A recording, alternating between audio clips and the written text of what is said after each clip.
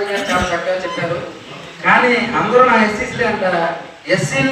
SC మా కొడుకులు మా అనే మనుషులను తీసుకొచ్చినందుకు నీ క్షమాపణ మాకు కావాల్సిందే. మేము పార్టీ కట్టుబడి పని చేస్తున్నాం. ఆర్థికంగా నష్టపోయి ఇక్కడ పెద్దలు తీసుకుని మా గురించి చాలా నష్టపోయాం. 10-15 ఏళ్ళ మంది భారతీయ జనతా పార్టీ పని చేస్తున్నాం. ఇవాళ స్టేట్ పాలిస్తున్నా ఉన్నా నేను. కానీ లంచా అనిపించుకునే సంస్కృతి ఎక్కడా లేదు. ఈ రోజు మేము కళ్ళారా చూసాం, అనుభవించాం. కాబట్టి దయచేసి మీరు కాదు మాకు క్షమాపణ చెప్పాల్సింది. నీ ఇంట్లో అందరూ ఎస్సీలు అన్నావు, నేను నీ అనుకుని సంబోధిస్తున్నా, బాలాజీ గారు అనేవాడిని. కానీ నా గౌరవం పోయింది. అనిపించావు, అరవమన్నావు, ఏమనమన్నావు, ఏమొచ్చారు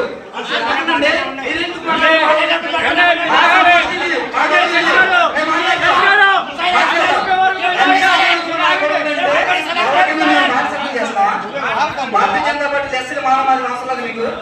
మరి ఎందుకన్నా అన్నమాట?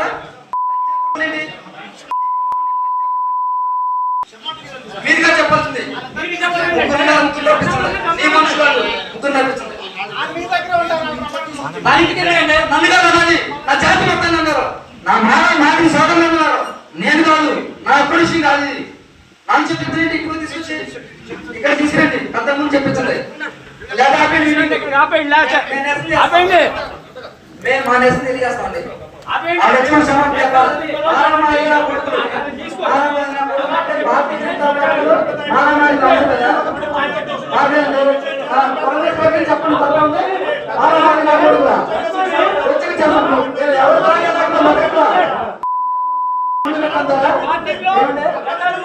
చెప్పండి పార్టీలో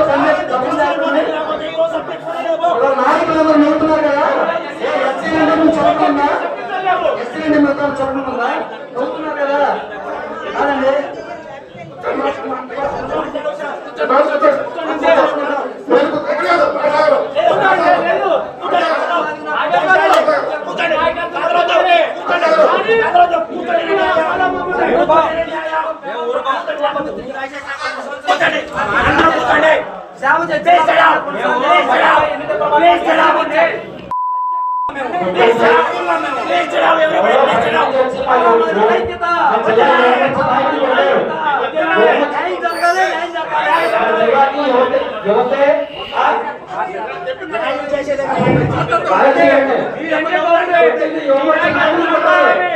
కొట్టింది యువమూర్తి నాయకుడు కొట్టారు.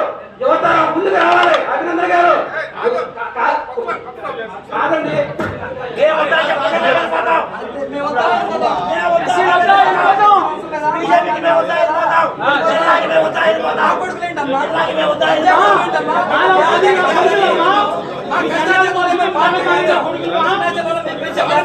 పార్టీలో తప్పుతున్నారు. ఎస్సీ పాలమాటికి పార్టీలో స్థానం లేదు.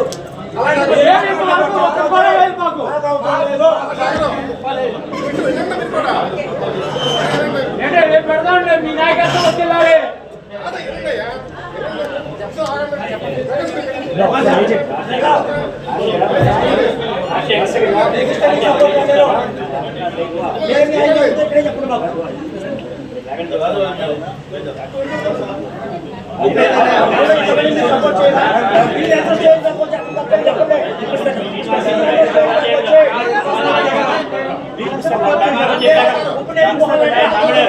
తమ్ముడు తమామ చెప్పాక మన వాళ్ళ ప్రోగ్రాం ఆగిపోకూడదు. మన వాళ్ళ ప్రోగ్రాం ఆగిపోకూడదు.